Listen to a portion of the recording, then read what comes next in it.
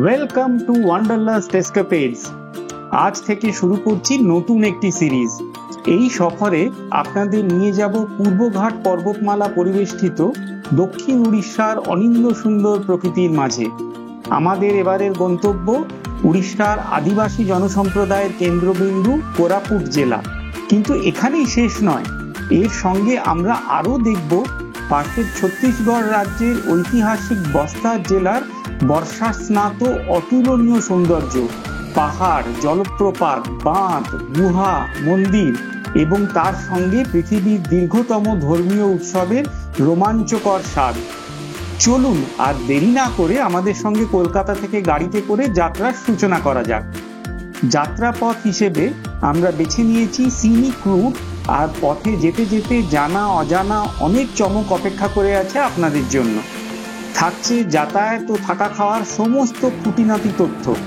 এই ভিডিওটি এবং আগামী পর্বগুলি প্রথম থেকে শেষ অবধি দেখার ও আমাদের চ্যানেলটি সাবস্ক্রাইব করার অনুরোধ রইল। আশা করি আপনাদের ভালো লাগবে আর আপনারা আপনাদের ট্যুর প্ল্যান নিজেদের মতো করে গড়ে নিতে পারবেন।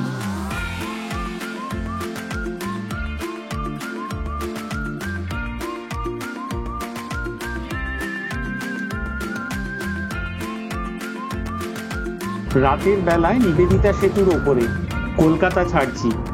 যে কোনো ট্রিপের ঠিক এই সময়টা একটা দারুণ উত্তেজনা মেশানো রোমাঞ্চকর অনুভূতির উদ্রেক হয়। এবার সত্যিই উঠলো বাইতো কটক যাই, আক্ষরিক অর্থে ভোর ভোর কটকের ওপর দিয়ে যাব। আর পাহাড় নয়, আমরা 16 নম্বর জাতীয় সড়ক ধরে পাড়ি দিচ্ছি দক্ষিণ উড়িষ্যা আর ছত্তিশগড়ের উদ্দেশ্যে। ভুলবশত বেরোনোর সময়টা একটু আগে হয়ে গেল, আর একটু রাত করে বেরোলে ট্রাকের জ্যামটা এড়ানো যেত আর কি।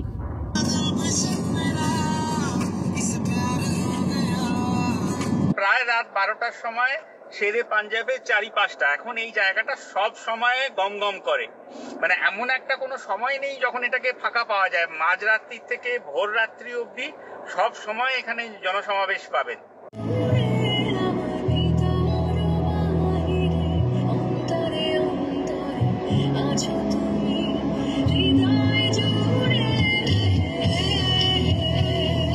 আমরা কলকাতা থেকে বেরিয়েছি প্রায় রাত 10টা নাগাদ। এখন রাত্রি কটা বাজে? এখন বাজে 12টায়। এই সবে আমরা 97 কিলোমিটার বা 100 কিলোমিটার মতো এলাম। তো এই রাত্রির বেলা ট্রাক ছেড়ে দিলে কলকাতা থেকে বেরোতে বুঝতেই পারছেন একটু অসুবিধা হয়। পার্টিকুলারলি এয়ারপোর্টের ওদিকে, হলদিরামের ওদিকে, কৈখালির ওদিকে তো এখন বেশ ভালোই জ্যাম হয়। তারপরে সালাপের ওখানে কোনা এক্সপ্রেসওয়ের ওখানে বেশ জ্যাম থাকে। তো সেই সব জ্যাম ট্যাম ঠেলে আস্তে আস্তে মানে কলকাতা ছেড়ে বেরোতে টাইম লেগে গেল। এরপরে রাস্তা ফাঁকা, আশা করি এরপরে ভালোই টানতে পারবো। এখন আমরা খড়গপুরের থেকে এই 20-25 কিলোমিটার দূরে রয়েছি। কিছুক্ষণের মধ্যেই খড়গপুর পেরিয়ে তারপরে মেন NH-16 ঢুকে যাব উড়িষ্যার দিকে। উপরে দেখা শুনতে জানি না দেখা যাচ্ছে কিনা, চাঁদ একদম জলজল করছে। পুরো পূর্ণিমার চাঁদ নয়, কিন্তু খুব সুন্দর লাগছে। রাত 12:30 আমরা কলকাতা থেকে 135 কিলোমিটার এসেছি খড়গপুর। এই খড়গপুরের থেকে আমরা বাঁদিকে ঘুরে গেলাম, ওপর দিয়ে চলে গেল যে ফ্লাইওভারটা, ওটা খড়গপুর সিটি হয়ে বহড়াগড়ার দিকে চলে গেল। তার একদিকে জামশেদপুর রাঁচি, আর অন্যদিকে এশিয়ান হাইওয়ে 46 যেটা বম্বে যাচ্ছে, আর আমরা নিচে দিয়ে বাঁদিকে উড়িষ্যার দিকে ঘুরে যাচ্ছি। ওই 2 ঘন্টা যেটা কলকাতা থেকে বেরোতে লেগেছিল, তারপর থেকে বেশ ভালোই গাড়ি চলছে।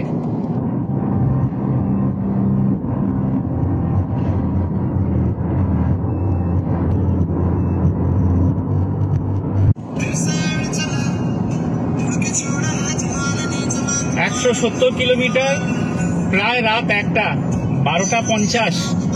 আমরা বেল্ডার রানওয়ের ওপরে, বেল্ডার ইমার্জেন্সি এয়ার স্ট্রিপের ওপরে আমরা এখন।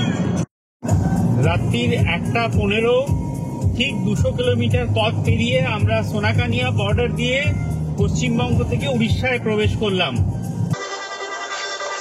বন্ধ নাকি না চলছে? খোলা কোথাও আছে, ওই তো লোক বসে।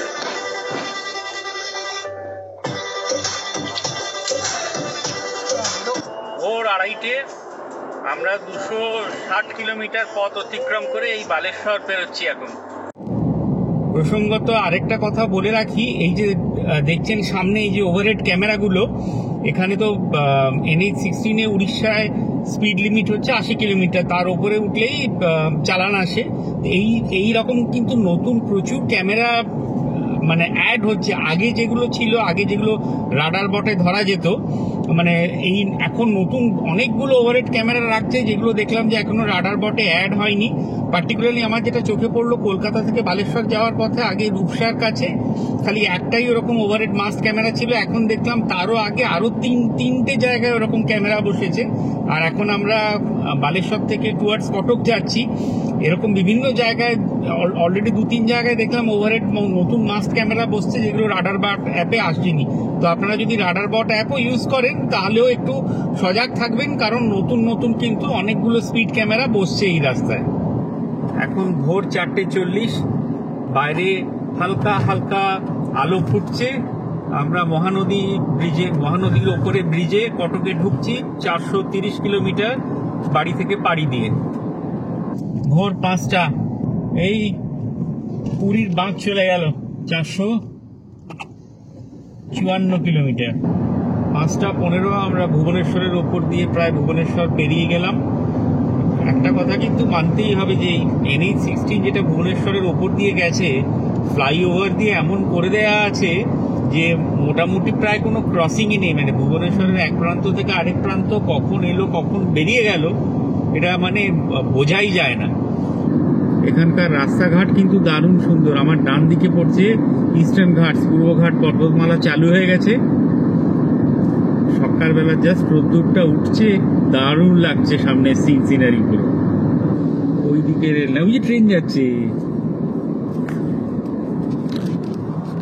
ওই যে ট্রেন যাচ্ছে।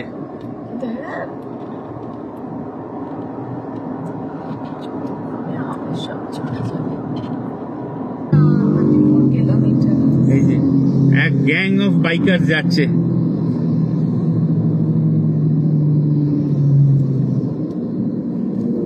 আর এই যে রাত্রিরে যেটা বলছিলাম না, এই যে সামনে আসছে এই ধরনের অনেকগুলো নতুন লেগেছে ওভারহেড মাস্টে ক্যামেরা। একটা ক্যামেরা মধ্যিখানে একটা করে ক্যামেরা তাক করা আছে, মোস্ট প্রবাবলি 2 লেনই ওটা কভার করছে। এগুলো রাডার বটে নেই। হ্যাঁ,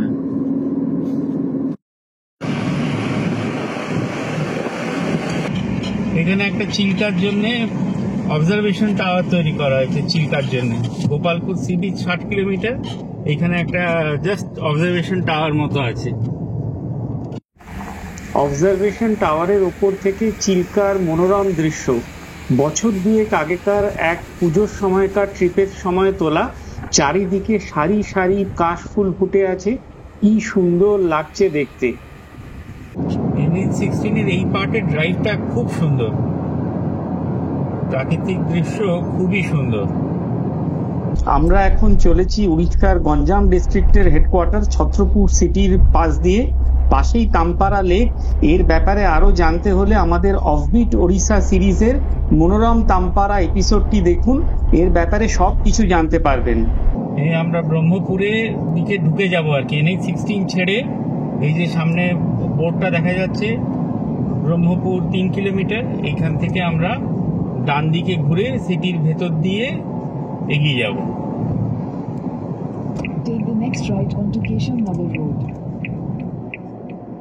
কলকাতা থেকে গাড়িতে কোরাপুট যাওয়ার 2-3টে রুট আছে। আমরা ব্রহ্মপুর হয়ে যেটাতে যাচ্ছি শর্টেস্ট টাইম আর ডিস্টেন্স বলে গুগল এটাই দেখায়। এই রুটটা খুবই সিনিক, 940 কিলোমিটার মতো পড়ে। আর এটা হচ্ছে জাতীয় সড়ক 326, মানে ন্যাশনাল হাইওয়ে 326। রাস্তাটা ব্রহ্মপুর, দিগোপাহান্ডি, তপ্তপানি, মোহনা, রায়াগাড়া, কাকারিগুমা, লামতাপুট হয়ে কোরাপুট যায়। আমরা কিন্তু কাকারিগুমা থেকে দামানজোড়ি হয়ে যাব। রাস্তা আরো 14-15 কিলোমিটার বেশি হলেও দামানজোড়ির দ্রষ্টব্য স্থান দেখা হয়ে যাবে। যে আমরা বাঁ দিকে কোরাপুট রায়গাড়ার দিকে ঘুরে যাচ্ছি, মানে রায়গাড়া দিয়ে কোরাপুট যায় আর কি। সোজা রাস্তাটা ফুলবনি চলে গেল। এই রাস্তাটা খুবই সিনিক রুট, এটা রায়গাড়া হয়ে কোরাপুট যাবে। উড়িষ্যা স্টেট হাইওয়ে 17, আমরা চলেছি দিগোপাহান্ডির দিকে। ট্রেনে আসতে হলে কলকাতা থেকে কোরাপুট আসার একটাই ডাইরেক্ট ট্রেন আছে, হাওড়া থেকে 18005 সম্বলেশ্বরী এক্সপ্রেস রাত্রি 10টার সময় ছাড়ে এবং পরের দিন সন্ধ্যে 7টা নাগাদ কোরাপুট পৌঁছয়। আর যদি ব্রহ্মপুরে এসে ব্রহ্মপুরের আশেপাশে ঘুরতে চান তাহলে ব্রহ্মপুরের জন্য হাওড়া বা সাঁতরাগাছি থেকে অনেকগুলোই ট্রেন আছে। হাওড়া থেকে ফলকনামা এক্সপ্রেস সকালবেলা ছেড়ে সন্ধ্যে 6টা নাগাদ ব্রহ্মপুর পৌঁছয়। এছাড়া চেন্নাই মেল আর বেঙ্গালুরু সুপারফাস্ট এক্সপ্রেস বেশ রাতে হাওড়া থেকে ছেড়ে পরের দিন ভোরবেলা ব্রহ্মপুর পৌঁছয়। তাছাড়া সাঁতরাগাছি থেকে আছে করমণ্ডল বা ইস্ট কোস্ট এক্সপ্রেস, যেটা আয়দার সকালে বা একটু দুপুর ছেড়ে বেশ রাত করে সেই দিনই ব্রহ্মপুর পৌঁছে যায়। আমাদের অফবিট উড়িষ্যায় সোনাপুর থেকে যখন আমরা চিকিটির দিকে কি বলে গোডাহাদা ড্যামে গেছিলাম, চিকিটি হয়ে এসেছিলাম, ওই সাইড দিয়ে এসেছিলাম। আর এখন আমরা এগিয়ে যাচ্ছি রায়গড়ার দিকে, তপ্তপানির দিকে। ব্রহ্মপুরে ঢোকার পরে চাই চাই করে খিদে পেয়ে গেছিল, রাস্তায় দেখলাম গরম গরম ধোসা হচ্ছে, বসে আমরা ধোসা দিয়ে আমাদের ব্রেকফাস্ট শেষ করলাম। করে এখন উড়িষ্যা স্টেট হাইওয়ে 17 দিয়ে আমরা দিগোপাহান্ডি ক্রস করে এখন তপ্তপানির দিকে এগিয়ে যাচ্ছি। এই যে রাস্তাটা দিয়ে আমরা যাচ্ছি SH17, এটা এই এরিয়াটার নাম, এইটুকু জায়গার নাম হচ্ছে তপ্তপানি ঘাটস, কারণ ঘাটটা ক্লাইম্ব করছে। গতকাল বেরিয়ে যে আপনাদের বললাম আমরা পাহাড়ের দিকে যাইনি NH12 ধরে, সেটা কি সত্যি ঠিক? এটা দেখে মনে হচ্ছে পুরো পাহাড়ে চলে এসেছে একদম। কাঞ্চনজঙ্ঘা না সহি, হ্যাঁ, কিন্তু ছোটখাটো পাহাড় তো অবশ্যই। এই ট্রিপে অবশ্য সবই থাকবে, পাহাড় সমুদ্র সবই থাকবে এই ট্রিপে। ঠিক কথা, এই ট্রিপে কিন্তু পাহাড় সমুদ্র জল মন যা যা জলপ্রপাত সব থাকবে। কলকাতা থেকে রাত্রিরে বেরিয়ে সারা রাত চালিয়ে আজকের প্রথম স্টপ তপ্তপানি হট স্প্রিং। আর এই হচ্ছে হট স্প্রিং এর সামনেটা, এ হচ্ছে তপ্তপানি হট স্প্রিং। একটু ঝট করে হট স্প্রিংটা দর্শন করে নিই।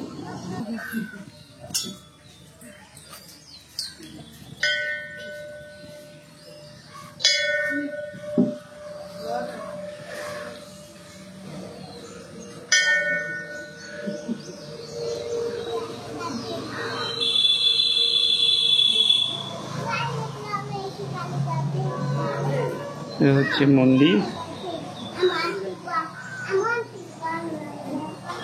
ওইখানে হট স্প্রিং এর মধ্যে মন্দিরটা আছে যেখান থেকে বুদবুদ করে জল বেরোয়। সামনে যাচ্ছি দাঁড়ান। এই হচ্ছে অ্যাকচুয়াল হট স্প্রিংটা। এখানে এই যে জলের বুদবুদ উঠছে যেটা দেখা যাচ্ছে, সেটা হচ্ছে গরম জল। এই হচ্ছে ছেলেদের চান করার জায়গা। যদি হট স্প্রিং এর উষ্ণ জলে উষ্ণ প্রসবনে কেউ চান করতে চান এখানে, আর এখানে পার্বণের সময় বা যেখানে স্পেসিফিক যখন ডেটস বা অকেশন আছে, এখানে কিন্তু বেশ ভালো ভিড় হয়। শীতকালেও খুব ভালো ভিড় হয়। এখন আমরা একটু অফ সিজনে আছি বলে অতটা ভিড় নেই, ফাঁকা, না হলে কিন্তু এখানে বেশ ভালোই ভিড় হয়।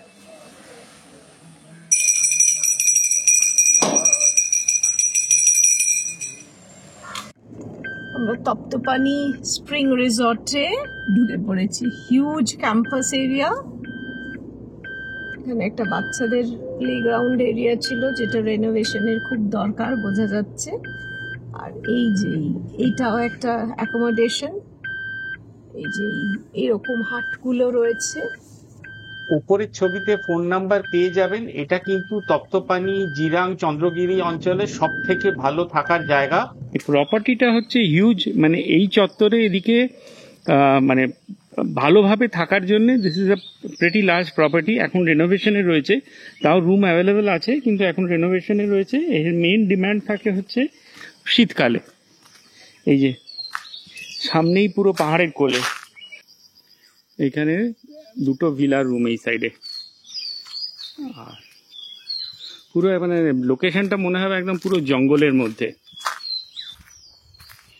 আমরা এখানে আগে একবার থেকেছি, এবার আপনাদের দেখানোর জন্য নিয়ে এলাম। তো এখানে যদি নেগোশিয়েট করেন তাহলে 3-এর আশেপাশে দুজনে থাকার জন্য অনায়াসে রুম পেয়ে যাবেন। আর আগে যা বলছিলাম, চন্দ্রগিরি, জিরাং, তপ্তপানি এইসব অঞ্চলের মধ্যে কিন্তু বেশ ভালো থাকার জায়গা, এবং কি ব্রহ্মপুরের বাইরেও সেক্লুডেড বেশ ভালো থাকার জায়গা, গুড অপশন। নিচে হচ্ছে ভিলা 217, এই যে ভিলা রুম। এই হচ্ছে একটা ভিলা রুম।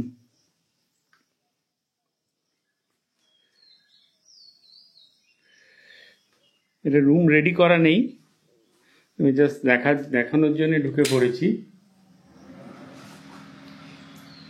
এখানে গিজার থেকে শুরু করে অন্য যা যা বাথরুমে টয়লেটের অ্যামিনিটি সব আছে। এখানে একটা স্টোরেজ ক্যাবিনেট কাম চেঞ্জিং রুম রয়েছে। আর এটা হচ্ছে একটা ভিলা রুম। এটা হচ্ছে তপ্তপানি স্প্রিং রিসর্টের ডাইনিং রুম, খাওয়ার জায়গা। এখন কোনো ফ্যান ট্যান চলছে না, কিন্তু সামনেই এখানে এরকম এই যে জানলা দিয়ে দেখলেই সামনে এরকম পাহাড়, একদম পুরো পাহাড়ের কোলে, একদম পুরো পাহাড়ের কোলে। এটা হচ্ছে এর ডাইনিং এরিয়া। এটা রয়েছে লগ হাউস 212।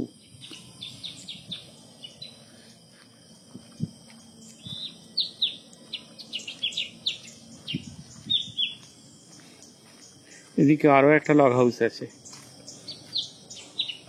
আর এইটা হচ্ছে একটা বাংলো স্টাইলের মধ্যখানে রুমস আছে, রেসিডেন্সিয়াল বিল্ডিং, সেই দিকে যাওয়ার রাস্তা। এটা আরেকটা লগ হাউস 210। চতুর্দিকে আম।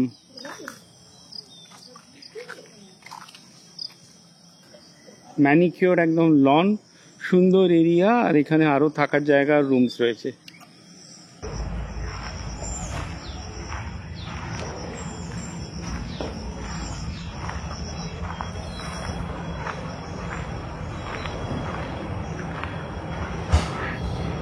এই সেকশনটায় সুন্দর ম্যানিকিওর লন্সের উপরে দুটো সুইট রুমস রয়েছে। এগুলো এখানে বিয়ে বাড়ি পারপাসে খুব চলে। আমরা চলেছি তপ্তপানি ঘাটি দিয়ে। তপ্তপানি ঘাটির আবার বিভিন্ন জায়গায় আবার কানেক্টিভিটি নেই। আমাদের জিও আর এয়ারটেল আছে। এয়ারটেলের কানেক্টিভিটি ছিল, জিওর কম ছিল, এক্সকিউজ মি। কিন্তু বিভিন্ন জায়গায় দেখা যাচ্ছে যে সেই কানেক্টিভিটিও চলে যাচ্ছে, আবার আসছে। আবার সামনে একটা মোবাইল টাওয়ার দেখতে পাচ্ছি। এই তো আমরা তপ্তপানি থেকে রওনা দিয়ে মোহনা ছাড়িয়ে কলকাতা থেকে এখন প্রায় 700 কিলোমিটার দূরে হরভঙ্গি রিজার্ভায়ারের কাছে এসে গেছি। ব্রেকফাস্ট সেরে তপ্তপানি হট স্প্রিং আর স্প্রিং রিসর্টটা ঘুরে আসতে আসতে 10টা বেজে গেল। হয়তো জানবেন তপ্তপানি থেকে মোটে 40 কিলোমিটারের মধ্যে রয়েছে পূর্ব ভারতের সব থেকে বড় মনাস্ট্রি জিরাং। চীন আক্রমণ করার পর অনেক তিব্বতীয়দের ওড়িশার জিরাং বা চন্দ্রগিরি অঞ্চলে পুনর্বাসিত করা হয়। তাদেরই হাতে গড়ে ওঠা বৌদ্ধ ধর্মের মনাস্ট্রি ও স্তূপ আছে সেখানে। কোরাপুট যাওয়ার পথে তপ্তপানি বা জিরাঙে একদিন নাইট হল্ট দিয়ে অনায়াসে ঘুরে নিতে পারেন। আমরা ওদিকটা আরো বিস্তারিতভাবে ঘুরে দেখব, আর এই সিরিজেই তার সব ডিটেলস থাকবে। জিরাং থেকে খাসাডা, মানকোদাদিয়া, গন্ডাহাতি জলপ্রপাত আর মহেন্দ্রগিরি দেখে পারালাকে মুন্ডি হয়েও কোরাপুট যাওয়ার একটা রুট আছে। আবার মোহনা থেকে সুরাডা ড্যাম হয়ে দারিংবাড়ি 100 কিলোমিটারের মতো পাহাড়, জঙ্গল, জলাশয়ের ধার দিয়ে দারুণ সুন্দর রাস্তা। এই দেখুন, হরভঙ্গি ড্যাম বা রিজার্ভায়ারের পাশে এসে পড়েছি। দেখতেই পাচ্ছেন এর সৌন্দর্যের যা বর্ণনা দেব তাই কম পড়বে। এই পুরো রুটে খালি মনে হবে দাঁড়াই আর ছবি তুলি। মানে প্রকৃতি দেবী এদিকে নিজেকে একদম উজাড় করে দিয়েছেন। হরভঙ্গি একটি ইরিগেশন রিজার্ভায়ার, আর এই অঞ্চলে সেচের জন্য অত্যন্ত গুরুত্বপূর্ণ। থাকতে চাইলে ড্যামের উপরে হরভঙ্গি ড্যাম গেস্ট হাউস আছে, ইন্টারনেটে খুঁজলে ডিটেলস পেয়ে যাবেন। আমরা এখন জাতীয় সড়ক 326 ধরে রায়াগড়া অভিমুখে। হরভঙ্গি থেকে রামানগুড়া, জেকেপুর হয়ে রায়গড়ার দূরত্ব প্রায় 120 কিলোমিটার। সময় লাগবে আরো ঘন্টা 3।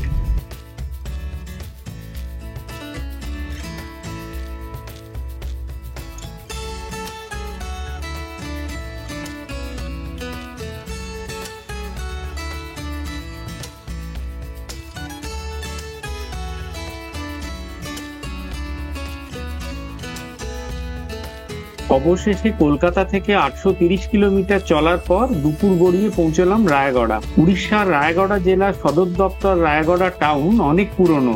1530 খ্রিস্টাব্দের আশেপাশে রাজা বিশ্বনাথ দেব গজপতি এর স্থাপনা করেন। খিদে পেয়েছিল, রয়্যাল বিরিয়ানি ফুড প্লাজাতে বিরিয়ানি দিয়ে লাঞ্চটা সারলাম। এবার এগিয়ে চললাম বিখ্যাত ঝুলা পুল বা হ্যাঙ্গিং ব্রিজ দেখবার জন্য। রাস্তা থেকে পুরো শহর আর নাগাবল্লী নদীর ওপর ব্রিজটা বেশ ভালো দেখা যায়। এই সেই ঝুলা পুল, পাহাড়ের কোলে অপরূপ প্রকৃতির মাঝে বয়ে চলেছে নাগাবল্লী নদী, আর তার ওপর এই 500 ফুট লম্বা পায়ে চলা ব্রিজ। ব্রিজটি মূলত তৈরি হয়েছে আশেপাশের আদিবাসী অধ্যুষিত মারিগুডা, চাকাগুডা ইত্যাদি গ্রামের সঙ্গে পায়ে চলা পথে রায়গড়ার সংযোগ রক্ষা করবার জন্য। এই ব্রিজের নিচে পিকনিক করবার সময় নদীর স্রোতে বহু মানুষের জীবনহানিও ঘটেছে, কিন্তু জায়গাটি অত্যন্ত সুন্দর, এলে একদম পুরো মন ভরে যাবে। এছাড়া রায়গড়াতে আরো দেখে নিতে পারেন এখানকার অধিষ্ঠাত্রী দেবী মা মঝিঘড়িয়ানি বা মাঝি গৌরাম্বার মন্দির, যেখানে খালি মায়ের মুখ পূজিত হয়। আরো রয়েছে জগন্নাথ মন্দির। আমরা কিছুটা সময়ের তাড়নায় লক্ষ্মীপুর হয়ে কাকারিগুমার দিকে এগিয়ে চললাম একটি অভিনব স্থানের উদ্দেশ্যে। লক্ষ্মীপুর ক্রস করার পরেই রাস্তার পাশে চোখে পড়লো এই ইকো ট্যুরিস্ট টাওয়ার। চেপে পড়লাম তার উপরে। ওই যে দূরে লাল লাল জায়গাগুলো দেখছেন, ওটা হচ্ছে বক্সাইটের খনি।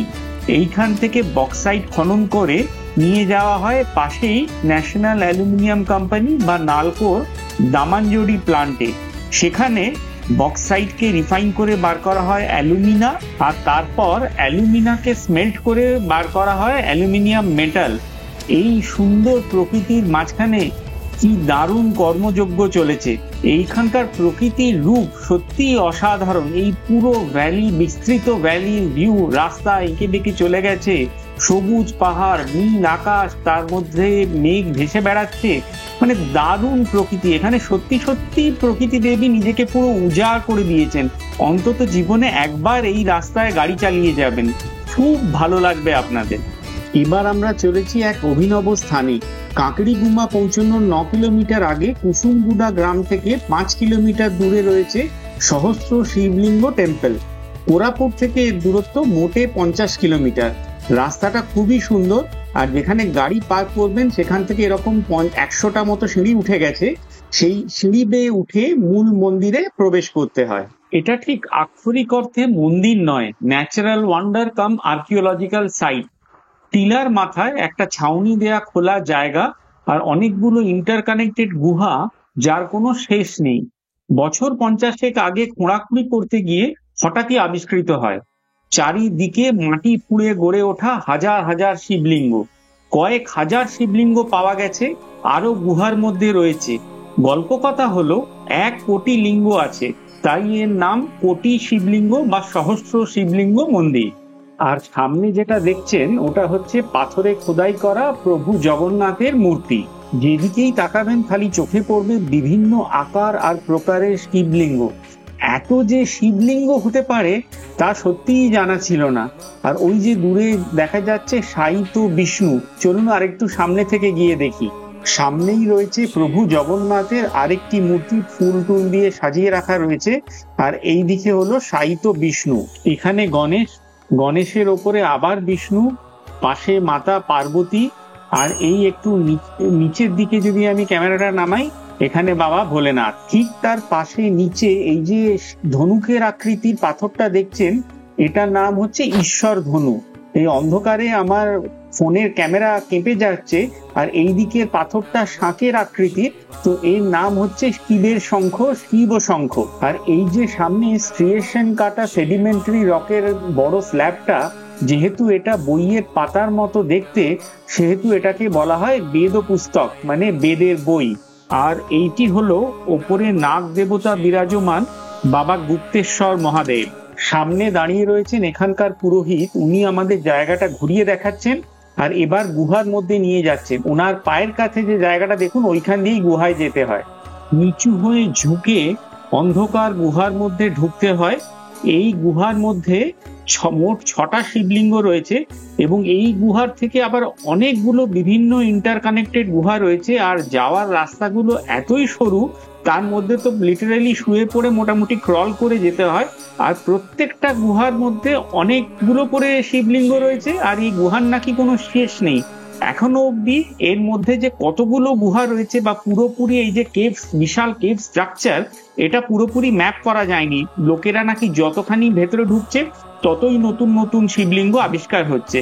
এই যে দেখছেন এই রকম ছোট ছোট সুড়ঙ্গ দিয়ে গুহাগুলো ইন্টারকানেক্টেড, একে অপরের সঙ্গে যুক্ত। যত এগোতে থাকবেন ততই নাকি গুহা দেখতে পাবেন, আর এই গুহার কোনো শেষ নেই। এবং প্রত্যেকটা গুহার মধ্যে কোনোটায় 6টা, কোনোটায় 2টো, কোনোটায় বেশি খালি শিবলিঙ্গ আর শিবলিঙ্গ। এরকম অদ্ভুত জায়গা আগে কখনো দেখিনি। আর দেখিনি কেন, আছে বলেই জানতাম না।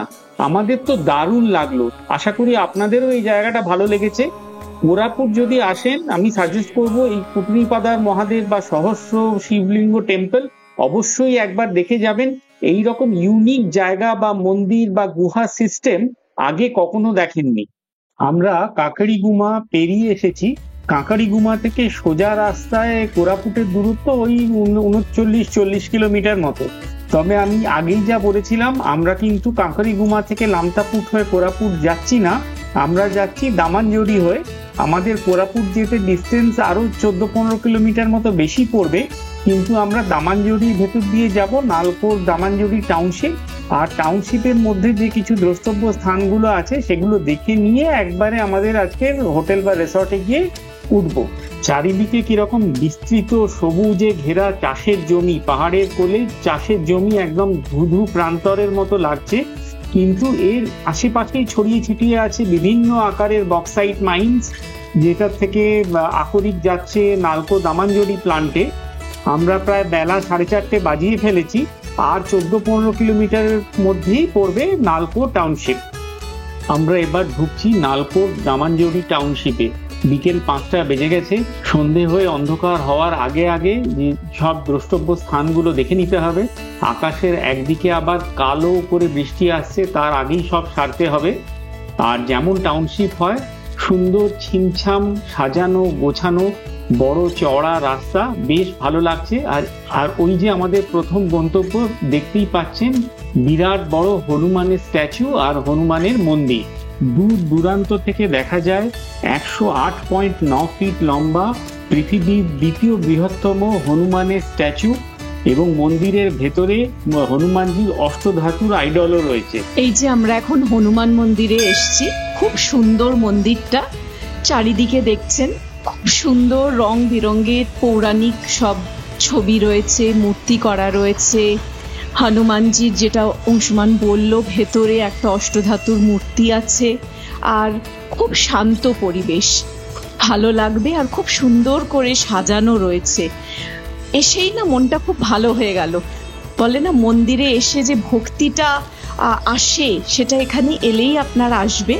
এত সুন্দর পরিবেশটা, আর সুন্দর একটা রঙের কম্বিনেশন করা আছে।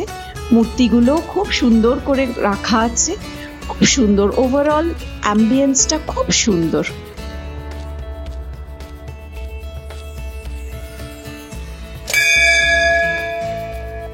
মন্দিরের বাইরেও একটা পুষ্করিণী আছে, দেখুন, একটা পুকুর মতো। আর পদ্ম ফুলের ওপরেও হনুমানজি স্ট্যাচু আছে। খুব সুন্দর জায়গাটা। আর এই দেখে একজন দাঁড়িয়ে পড়েছেন পোজ মারতে হনুমানজির সামনে। হনুমান মন্দির দর্শন করে আমরা চলে এলাম ওর পাশেই সাই বাবার মন্দিরে। এই মন্দিরটাও খুব সুন্দর, দারুণ সুন্দর, শান্ত জায়গা, খুব সুন্দর আর্কিটেকচার, রঙের কম্বিনেশনটাও খুব ভালো। ভেতরে একটা খুব সুন্দর পার্ক রয়েছে, চারিদিক সবুজ শান্ত, দেখেই মনটা ভালো হয়ে যাচ্ছে। এই যে দূরে থামটা দেখছেন, থামের উপরে কি সুন্দর কারুকার্য ফুটিয়ে তোলা হয়েছে। তারপরে দেখুন এখানে একটা মূর্তি রয়েছে। এবার চলুন আস্তে আস্তে আপনাদের মন্দিরের মধ্যে নিয়ে যাই। ভেতরটা দেখুন কি অপূর্ব, আর অদ্ভুত একটা পরিবেশ তৈরি হয়েছে। এত সুন্দর সাই বাবার ভক্তি সঙ্গীত হচ্ছে, এটা অনুভব করুন। এবারে রোজ পার্ক। সাই বাবার মন্দিরের অদূরেই রয়েছে রোজ পার্ক। খুব সুন্দর সাজানো গোছানো পার্ক, বড় ফোয়ারা রয়েছে চারিদিকে, খুব সুন্দর সুন্দর মূর্তি রয়েছে। একদম ইনস্টাগ্রামেবল বা ফটোজেনিক জায়গা। বোঝাই যাচ্ছে নালকো টাউনশিপের লোকজন সময় কাটাতে এখানে আসেন। আর দেখতেই পাচ্ছেন ঘন কালো মেঘ করে এসছে, এই ঝেঁপে বৃষ্টি নামলো বলে সন্ধ্যে প্রায় 6টা বাজে। এখান থেকে কোরাপুট 30 কিলোমিটার, যেতে প্রায় 1 ঘন্টা লাগবে। গতকাল রাত্রি 10টা থেকে গাড়ি চালাচ্ছি, কোরাপুট পৌঁছতে পৌঁছতে 7টা-8টা বেজে যাবে। এইবার যাওয়া যাক। কলকাতা থেকে প্রায় 22 ঘন্টা আর 950 কিলোমিটার পরে তুমুল বৃষ্টি মাথায় করে সন্ধ্যে 7:30 নাগাদ আমরা পৌঁছলাম কোরাপুট। এটা একটা ফ্যান্টাবুলাস ড্রাইভ ছিল, অনেক দিন মনে দাগ কেটে থাকবে। আমরা উঠেছি ওএফডিসির কোরাপুট নেচার ক্যাম্পে, যা পাইন রিসোর্ট বলেও পরিচিত। আজকে আর আগামী 2 রাত এখানে থাকবো। ফাটাফাটি জায়গা আর থাকার ব্যবস্থা। আমাদের মতে one of the best places to stay in Koraput. শহর থেকে 2 কিলোমিটার দূরে ঘন পাইন ফরেস্টের গায়ে একটা ছোট্ট টিলার উপরে রিসোর্ট উইথ কমান্ডিং ভিউজ।